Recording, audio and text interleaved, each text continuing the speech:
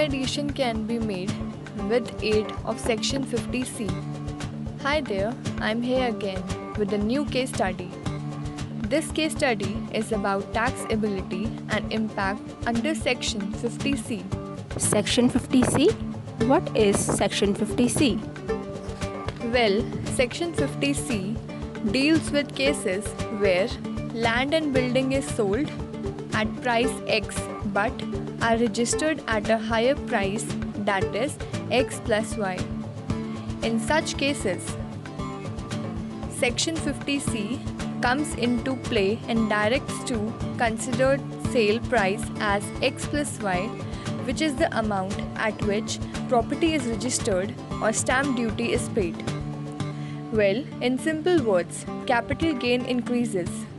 So, that was Section 50C.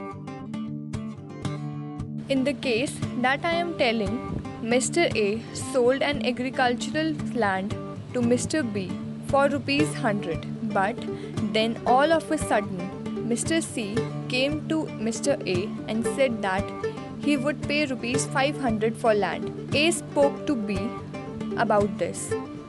B said to A that for some reason he cannot get property registered in his name, so if A pays him rupees 200, then he would let A sell land to C.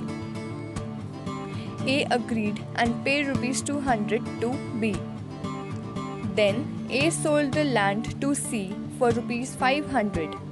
C got it registered for rupees 500. AO found this out. He tried to tax Mr. B under Section 50C. Of course, B objected. The case was finally heard by ITAT. ITAT held that B didn't sell any land. He only gave up his right to sell. So, Section 50C would not apply.